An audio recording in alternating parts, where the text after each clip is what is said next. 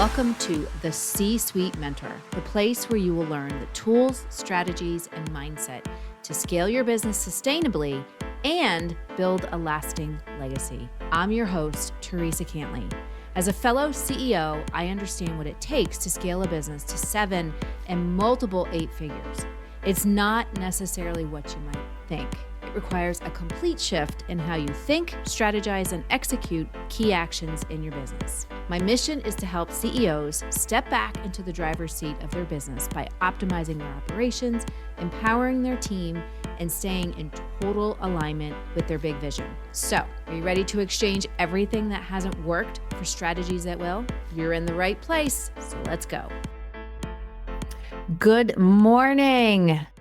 I wanted to talk to you all today about this concept of disrupt or be disrupted, and really how to look at your business and what you're doing in your business, what you're selling, how you're selling it, and to see where you may have some inefficiencies and maybe where you need to make some changes.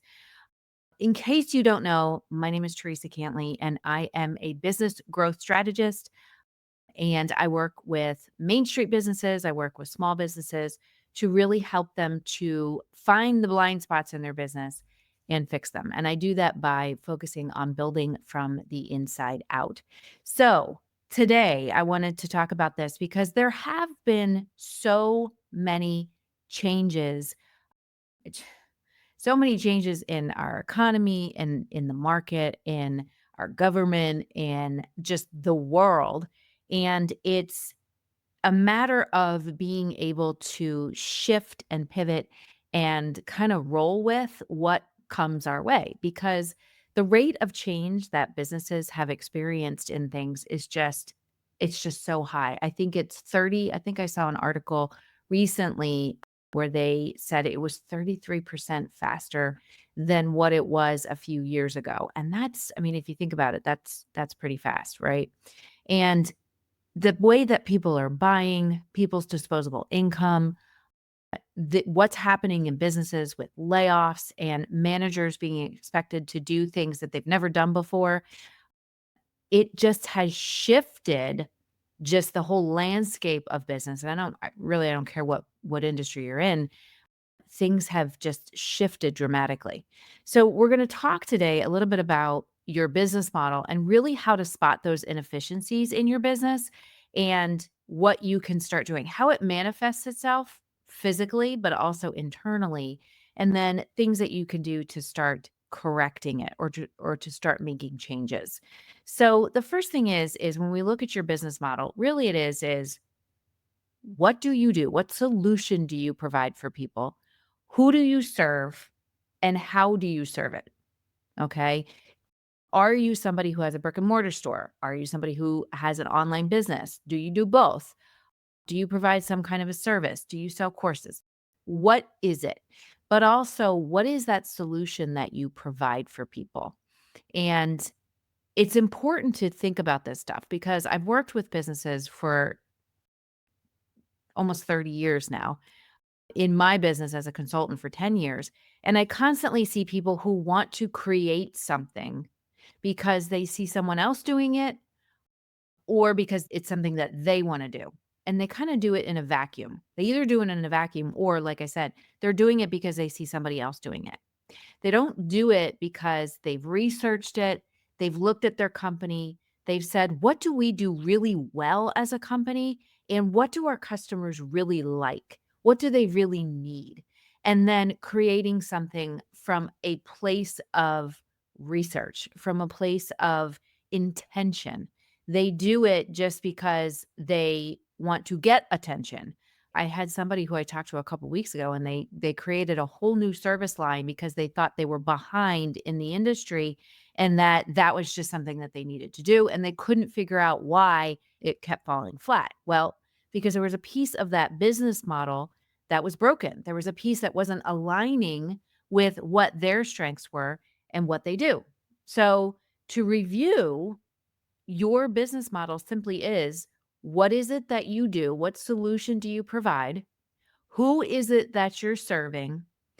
like who is your customer? Okay, so what is your ideal solution, or what is your solution? What do you do really, really well? And how do you do it unique? And then who is your customer that you're serving? Okay. And then how are you doing it? How are you getting it out there? Okay. It takes into account marketing, it takes into account your brand, it takes into account how are you selling it, your sales channel, your lead generation, like all of that comes together to form your business model. And that last piece is that how does all of that align to bring a return back to the business? All right. So that's kind of like the physical piece of it. All right. The mathematical, the scientific piece of it, the business piece of it. But when we look at it, and like I said, most people build their business model because they're either or they build their marketing plan, they build their financial plan based on a trend that they want to chase, or because the latest and greatest thing came up and that's what we have to do. Or I like this. I think this is going to be a great idea. I see all these other people doing it, so I'm going to do it. And then they can't figure out why their business is falling flat. A common thing when a business model is broken is your revenue starts to suffer. So you think to yourself, oh, I just need to add more stuff. I need to bring more inventory in. I need to add something else to our menu.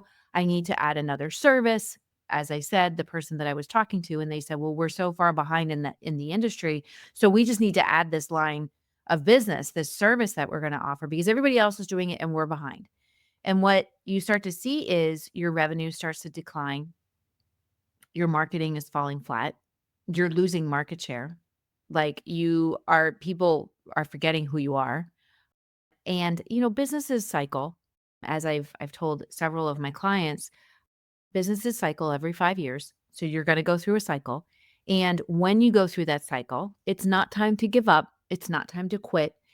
It's time to really meet that growth edge that is pushing you to that point where you need to do one thing or another. You need to start to look at your business model and say, okay, what do we need to fix here? Or you're going to go the other direction. You're actually going to start to fall even more flat, lose more market share, lose more revenue, and then that's when a lot of businesses close. So, if you're here with me today, that's not something that you want to do because you're here because you want to learn, right? So, again, as I said, it starts to show up as loss in revenue. It starts to show up as you can't get customers through your door anymore. It starts to show up as cash flow issues because obviously, if you have revenue issues and you're not profitable, because a lot of times when you have revenue issues, people think, well, I'm just going to discount the crap out of my stuff. And then more people are going to go through my door. They're going to see that we have sales and we're going to be good. So you end up running into cash flow issues. And people think when you run into cash flow issues, they think, well, I just need to get more revenue in the door. And what they realize is there's some underlying inefficiencies, there's some underlying problems that they actually need to fix first. So those are the physical things that happen, okay? The concrete, the things that you can see. Lack of cash flow, lack of revenue, lack of client retention. Your team on the inside starts getting you start to have some dysfunction. They're not doing their job the way that they should. It takes longer to get projects completed. They just come in and morale just isn't the same. Those are the things that you start to see physically. Internally, what starts to happen is you start working more hours because immediately our brain goes to, particularly as a business owner, as a leader, what I need to do is I just need to work harder. I just need to work more. I need to put myself back in the middle of everything. And if I do that, it will work. So you end up working more hours. And what does that lead to? Getting tired, burnout, getting overwhelmed, getting frustrated, focusing on the wrong stuff. I read an article yesterday where they were talking about managers and mid-level managers, leaders in businesses. They spend 40%, 42% of their time on putting out fires and trying to troubleshoot just constant problems. They spend 15% of their time strategizing and 12% of their time developing their people. That's crazy, right? And you can see how that starts to break down the business model. It starts to break down because if you have, and I always say this, your customer experience doesn't start on the outside with your customer, it starts on the inside with your people. So if you have a breakdown inside, or you're starting to have breakdowns inside, you're starting to have breakdowns with your team, you're starting to see that things are being done and in a very complicated way, you're going to start to see that frustration.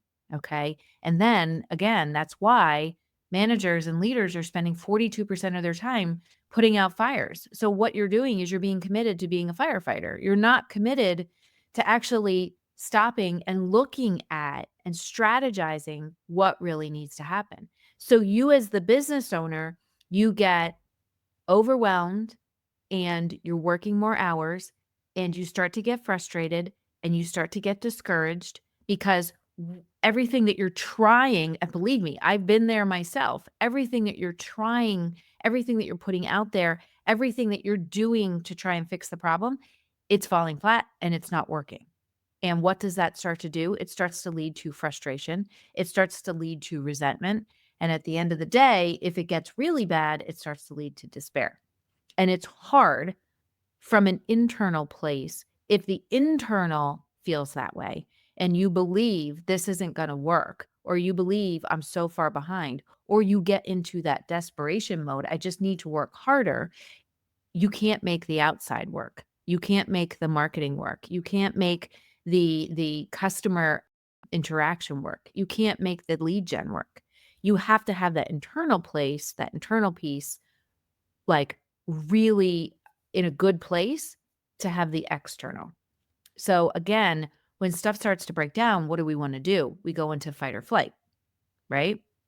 So we go into fight or flight, and then the internal dialogue that's happening is you need to work harder. You can't rest. You can't take time to strategize. There's no way that you can, start to think about, okay, what do we need to do next? Or even look at what's going on in the market, or even have a conversation with your customers. There's no time for that. That's what starts to go through our head.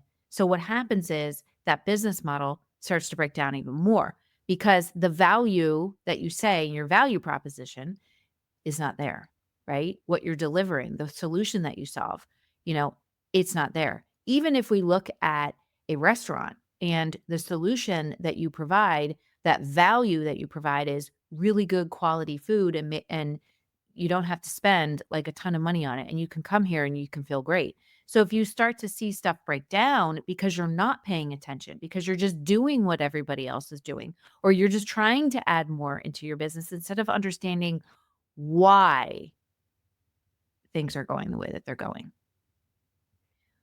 When you do that, stuff starts to break down. So the internal starts to break down, which leads to the external. And the external breakdown leads to more internal breakdown, internal within your business, but also internal within you as the leader and the owner, right? And part the grand piece of it is the why is missing. So when we hear people say, be disrupted, be the disruptor or be disrupted, a lot of people, and I've had conversations with people who hear that, and it's almost like this fear gets into them. And they think, I can't compete. We're not going to be able to do that. Or they think we need to create something so unique, so different, and that it becomes so complex.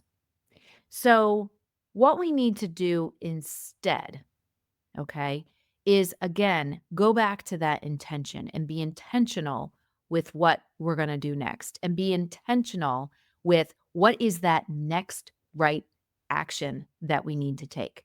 And what that normally requires is, first and foremost, we need to stop and we need to look at the numbers in our business. We need to look at what is working and what isn't working. We need to get really clear on the data so we can start to make good decisions. And part of that comes from having conversations. So the first thing that I want you to focus on is that connection.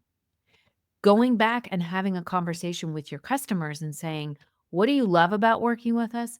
What don't you love so much? And if you had like a magic wand, if we had a magic wand, what would you love for us to be able to do with you? Is it a piece of software? Is it making the experience of dealing with us a lot easier? What does that look like? Okay. So it's just having that conversation. Plus also having your conversation with your team because they are the people that are actually doing the work and they're in the trenches. So just having a simple conversation and asking them what is working? What are the things that you're frustrated with and what are the things that you really like? And you'll be interested to see what you find. They might feel that, hey, we're constantly switching gears. We're constantly adding more things, and we don't have time to get stuff done that we really need to get done. You might find information that you didn't necessarily realize. So, thinking, because when people come to me, they're like, Teresa, my revenue's down. I'm not making a whole lot of money. I'm not sure what I wanna do next.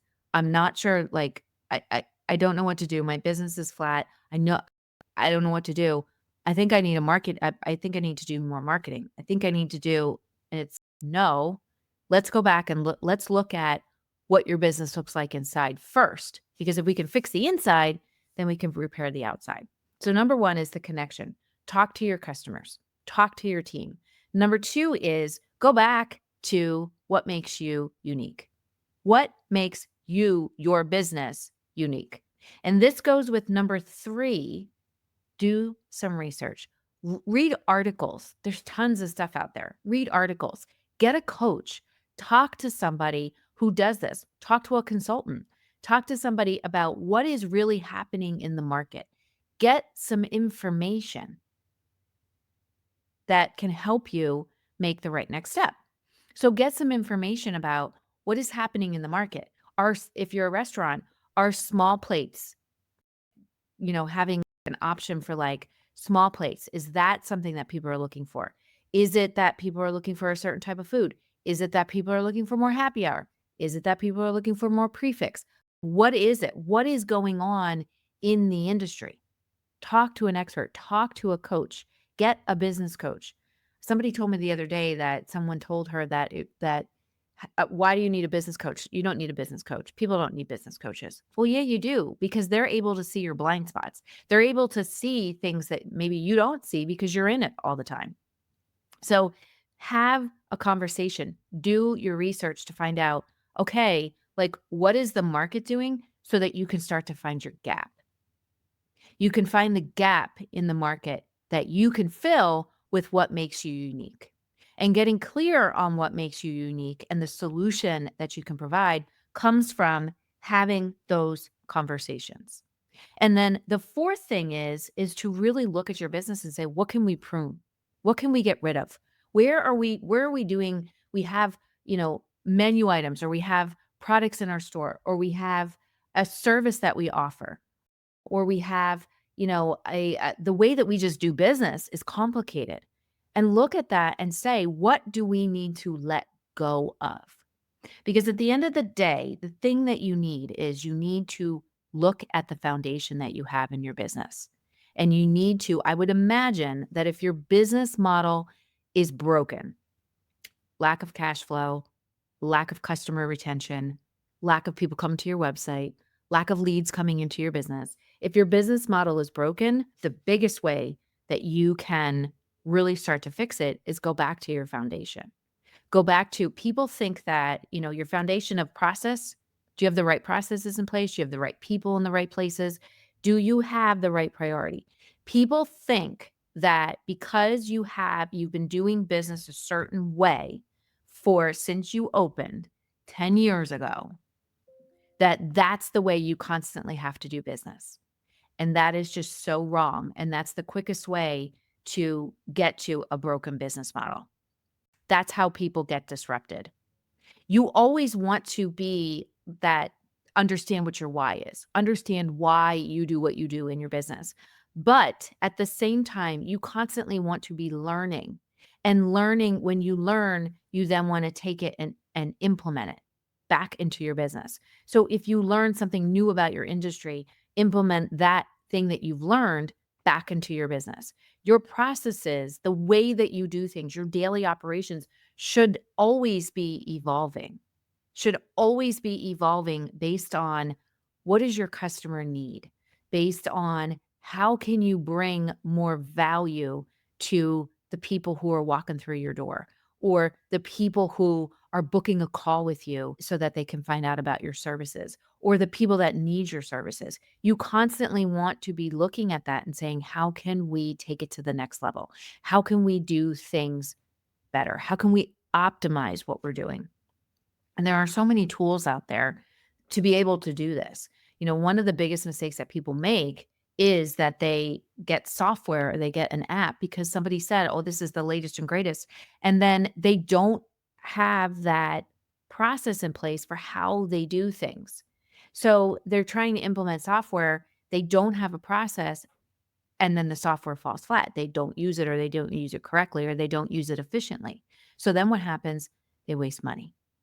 So if your business model is broken, the first thing that you need to do is just kind of stop and really start to assess what exactly is happening in your business by connecting to people, by going back to, okay, what makes us unique? By looking at what's happening in our industry and then finding where is that gap? Where is there a service or a solution missing? Where is there a need that's not being addressed?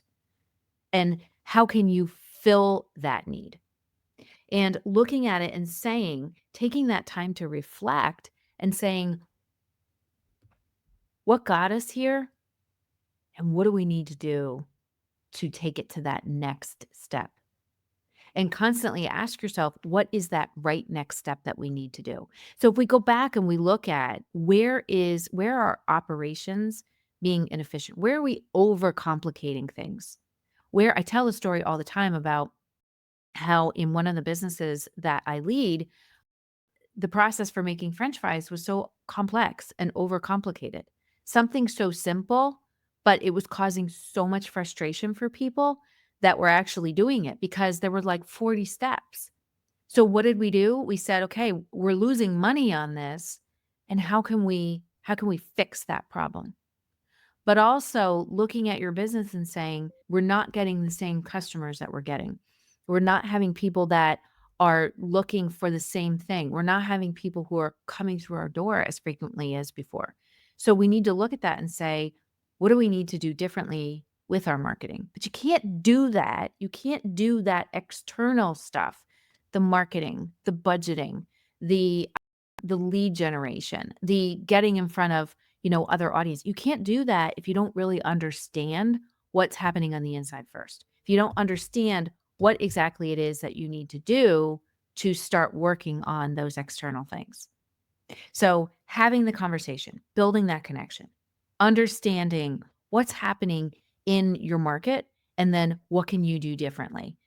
Really understanding what your uniqueness is, and then letting go of the stuff that is overcomplicating your business. And shedding, and this goes back to if you've ever read the book, Essentialism, if, really shedding the things that are not priority, shedding the things that are not profitable, shedding the things that do not align with why your business does what it does. So it requires getting intentional again. So taking that time to reflect and look at, do you have the right people in the right roles? Do you have an overcomplicated process for onboarding your a new customer, or do you have a complicated process? Is it complicated to do business with you? Is it complicated to have an interaction with you? And looking at that and saying, what do we need to do to make this better?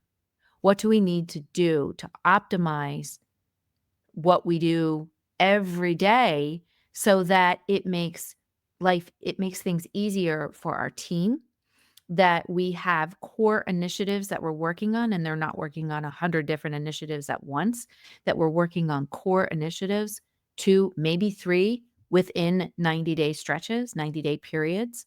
Looking at that and saying, how can we start to do things better?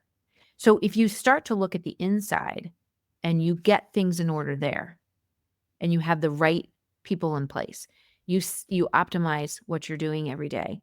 You talk to your customers and you get really clear on that. You can start to build the external piece. Then you can start to say, okay, how can we reach the market in a better way? Do we need to change up how we're putting out our social media posts? Do we need to change up the messaging that we're using?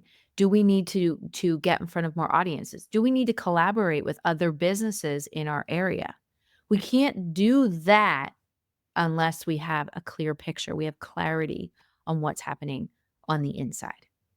So, if you are seeing a decline in revenue and you're seeing a problem with cash flow, or you're seeing that your marketing just isn't landing anymore, it's not time to do more.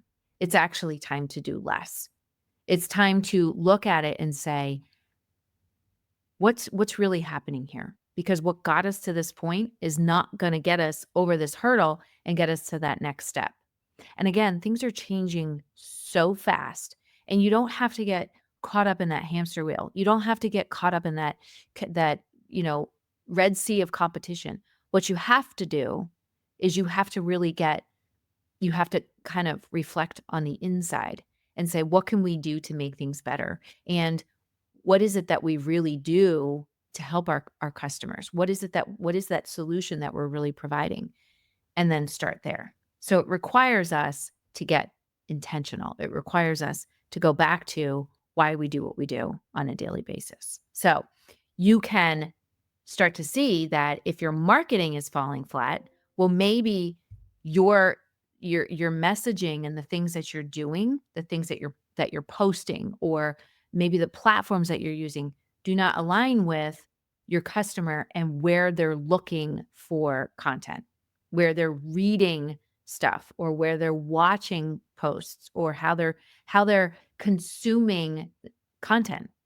So getting clear on that's why it takes an internal thing. It takes that connection. It takes talking to people, having the conversation to then say, okay, how can we tweak our marketing?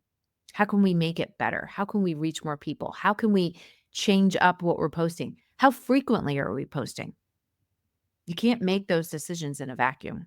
If you're looking at your cash flow, you have to go back and say, okay, do we have too many people scheduled at the same time? Do we have too many people doing a task? Is the task that they're doing complicated, and that's why it takes multiple people? So looking at those physical things then, but you can't if you're doing it in a vacuum. So taking a look at your numbers, taking a look at how you're putting content out, taking a look at, again, how does your operation run, and getting super clear on, all right, like we understand how it runs, having simple conversations with your team and saying, hey, I want to understand why this is frustrating, or I want to understand why this takes so long so that we can make it better, so that we can shorten the steps, so that we can have a deeper connection with the people that we're serving every day.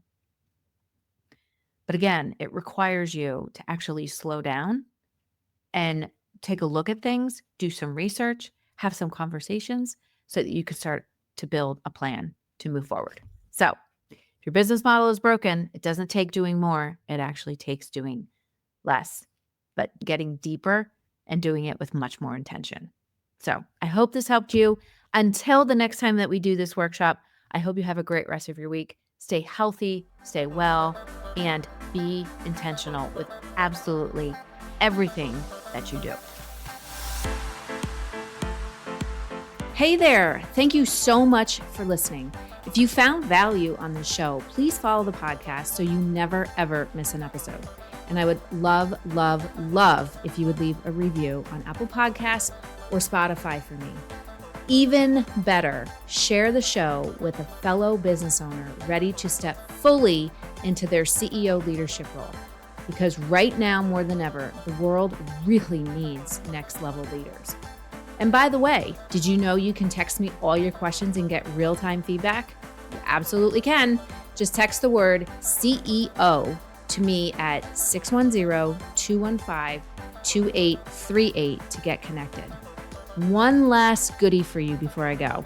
If you're ready to scale your business and have a co-creator working right by your side, my C-Suite Mentor Program may be perfect for you and your possible new second in command. Just visit thecsuitementor.com to get started.